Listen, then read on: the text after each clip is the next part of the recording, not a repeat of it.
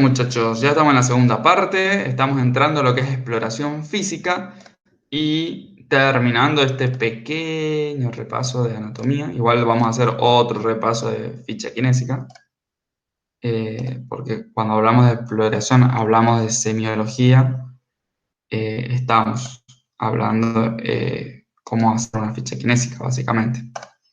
Acuérdense, ficha kinésica es prácticamente la exploración física, es la vedette de la ficha kinésica, es la principal.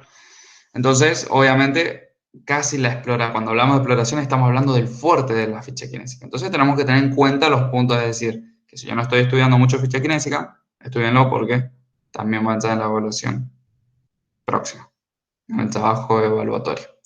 Bien, como toda exploración vamos a tener una parte de observación, donde va a ser estático, el paciente no es necesario, no sí o sí se tiene que mover.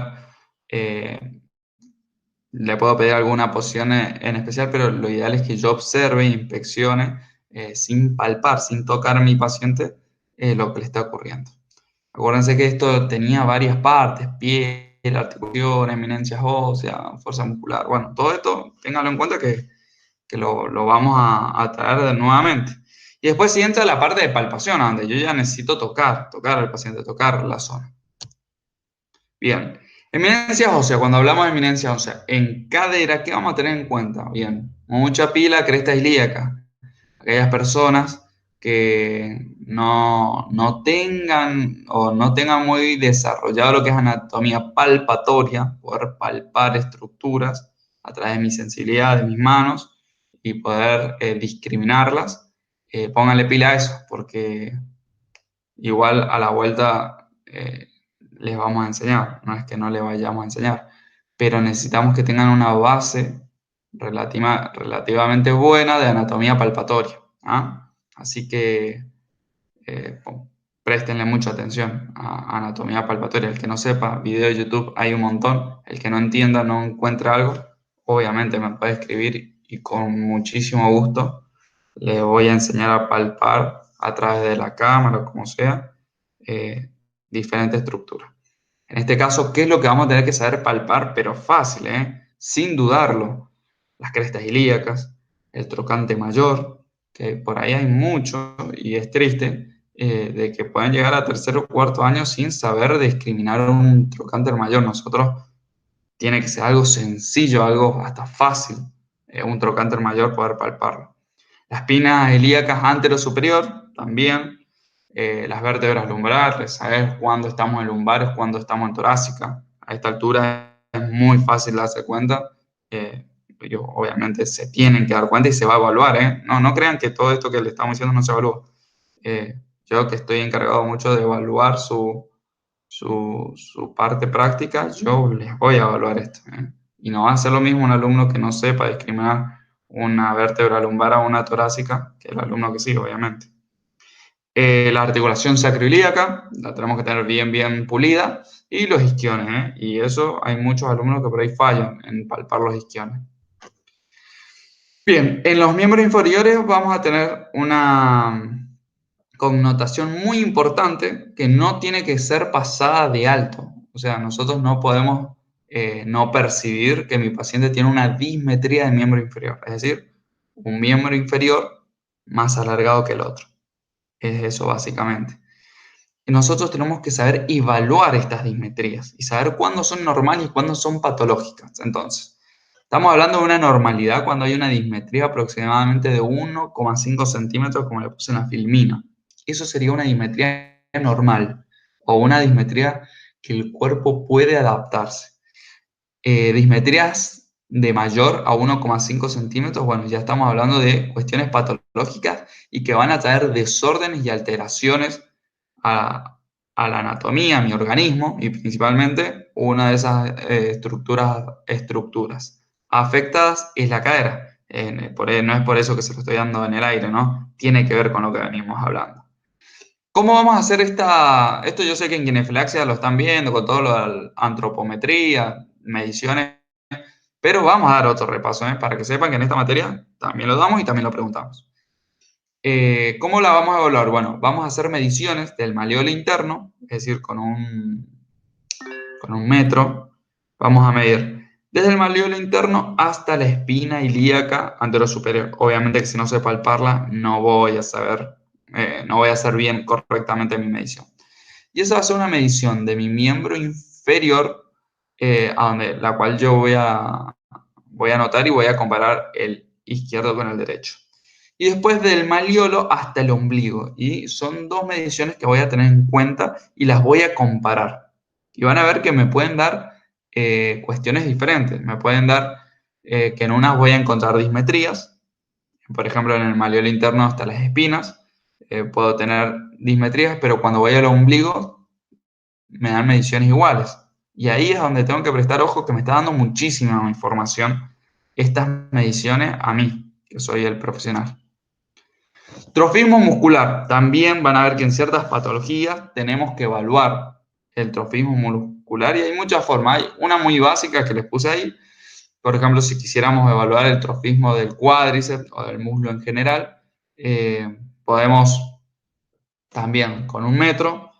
El metro, yo le digo el metro de los modistas, el que es, ustedes me entienden, el que es como una hoja, o sea, que se puede doblar, que se adapta a la superficie.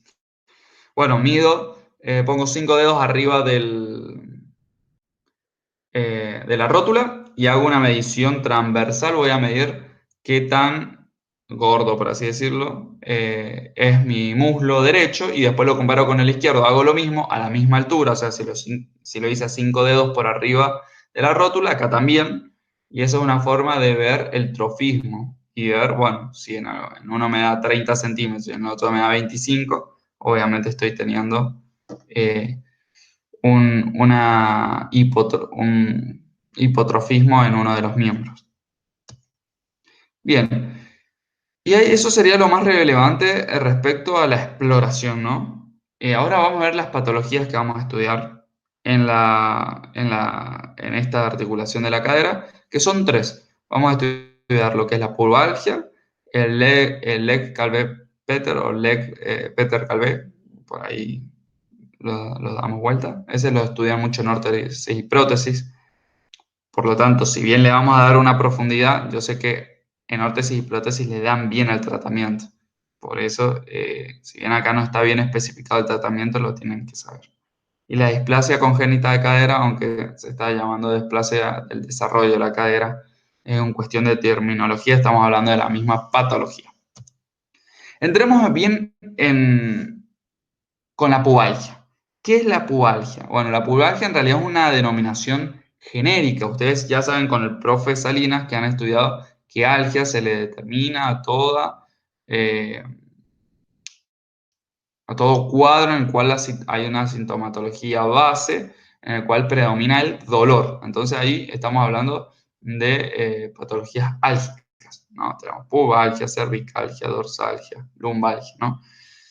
Acá vamos a hablar de la pubalgia, que son un conjunto de patologías que tienen como síntoma base el dolor. Pero no vamos a estudiar todas las patologías que dan pubalgia, sino que vamos a estudiar una en particular, que es en realidad la más común, que es la osteopatía dinámica del pubis, ¿no? Bueno, ahí les puse que afectan diferentes grupos musculares de la zona inguinal y se manifiestan como dolor de pubis, ¿no? Esa es principalmente la pubalgia, dolor del pubis. Entonces, la que vamos a estudiar enfocada a la pubalgia va a ser la osteopatía dinámica del pubis. Bien, ¿qué es esto de osteopatía dinámica del pubis? Bueno, como también les puse, también se la conoce como pubalgia, pero es un síndrome doloroso en el cual se va a dar en la unión, en la sínfisis pubiana, ¿no? Es un dolor de tipo difuso, generalmente expresa el paciente, en el cual tardan por ahí en instalarse durante semanas o meses, primero al realizar actividades deportivas y después en la realización de actividades de la vida diaria, ¿no? Entonces, ese es un dato muy importante. Sepan que los parciales, que ya estamos hablando en cuestiones mayores, los parciales no van a ser como estos trabajos. Estos trabajos prácticos evaluativos que yo le doy son múltiple opción, colocan opción y son cosas concretas. los parciales lo que necesitamos que ustedes que razonen. Los trabajos evaluativos es si ustedes están más o menos estudiando los temas, le han pegado una leída. Ya en los parciales necesitamos que razonen. Entonces, fíjense esta. Ya le di una característica de esta patología. Del dolor generalmente es típico, es difuso, ¿eh? Y generalmente, ¿cómo comienza? Le duele cuando realizamos algún tipo de deporte. La mayoría hemos tenido algún dolor en el pubis al realizar alguna actividad deportiva. Bueno, es muy puntual y muy característica, ¿no? Este tipo de dolor. Bueno, se da justamente en la sínfisis pubiana y el comienzo es progresivo solamente cuando estoy haciendo la actividad deportiva, cuando termino de hacerla sigue doliendo y después cuando ya se va volviendo más cronológico ya duele hasta por hacer una actividad de la vida diaria, como dice ahí, o sea, voy a cortar pan, voy a mover, quiero saltar, quiero subir un escalón y me empieza a molestar. Bien, vamos a llegar acá hasta con la segunda parte que se me está pasando un poco el tiempo. Y mira, ahora no me está tomando nada de esta cámara, cabrón. Bueno, nos vemos en la tercera parte.